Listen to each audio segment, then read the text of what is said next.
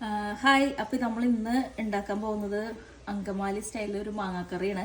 അപ്പോൾ അതിനായിട്ട് 2 ചെറിയ മാങ്ങ അരിഞ്ഞ് അതിലേക്ക് കുറച്ച് ഉപ്പും മഞ്ഞൾപ്പൊടിയും വിനാഗിരി ഒഴിച്ച് തിരുമ്മി വെച്ചേക്കുന്നതാണിത്. പിന്നെ നമുക്ക് ആവശ്യമുള്ളത് 2 പച്ചമുളക്, 2 അല്ലി വെളുത്തുള്ളി ചെറുതായിട്ട് അരിഞ്ഞത്, പിന്നെ ഒരു ചെറിയ കഷ്ണം ഇഞ്ചി, 2 തണ്ട് കറിവേപ്പില, പിന്നെ ഒരു 2 സവോള. അതിൽ നമുക്ക് ഇതെടുത്ത് എല്ലാം കൂടെ ഇനി മിക്സ് ചെയ്യാം.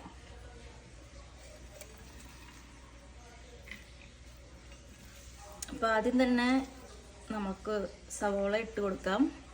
പിന്നെ പച്ചമുളക്, ഇഞ്ചി, വെളുത്തുള്ളി, കറിവേപ്പില,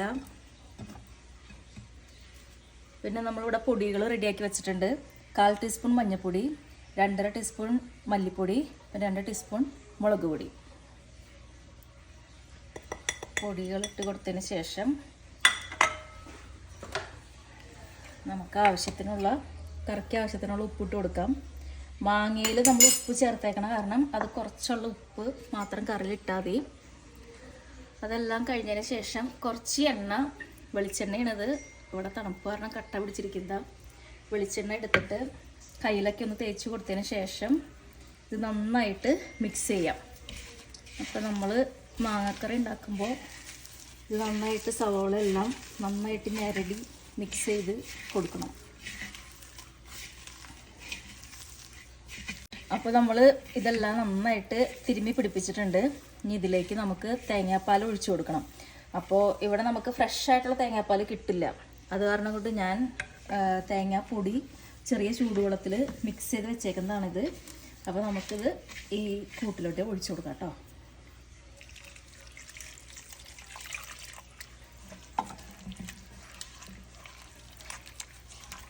എന്നിട്ട് നന്നായിട്ട് ഒന്നും കൂടെ ഒന്ന് തിരുമ്മി എല്ലാം കൂടെ ചേർത്ത് കൊടുക്കാം.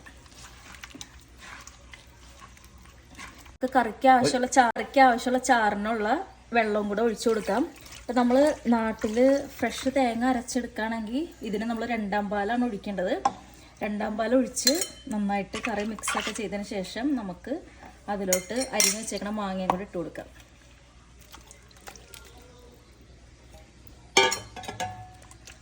ഇനി കറി അടുപ്പത്തോട്ട് വയ്ക്കാം.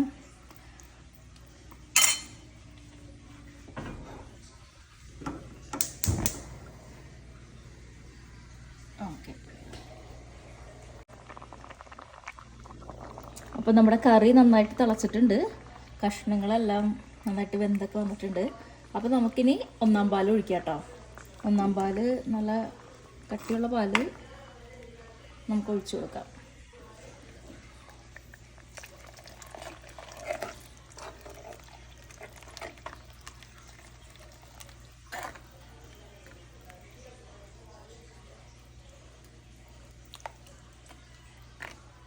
അതിലേക്ക് വറുത്തിട്ട് കൊടുക്കാനായിട്ട് ഒരു കടായി അടുപ്പത്ത് വെച്ചിട്ട് അതിലേക്ക് 1 ടേബിൾ സ്പൂൺ വെളിച്ചെണ്ണ ഒഴിച്ച് കൊടുത്തിട്ടുണ്ട്.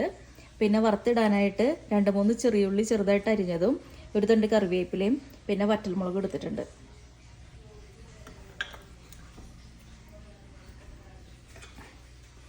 ഓക്കെ, അപ്പോൾ നമുക്ക് എല്ലാ ഇൻഗ്രീഡിയൻസും ഇട്ട് കൊടുക്കാം.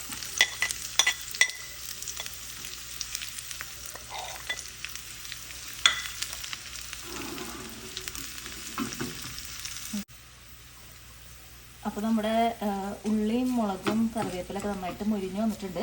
അപ്പോൾ നമുക്ക് തീ അണച്ചിട്ട് അത് കറിയിലോട്ട് ഇട്ട് കൊടുക്കാം.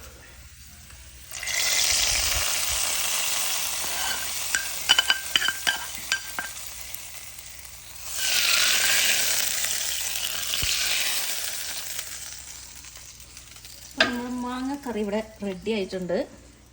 അപ്പോൾ എല്ലാവരും ഒന്ന് ട്രൈ ചെയ്ത് നോക്ക്. ഓക്കെ.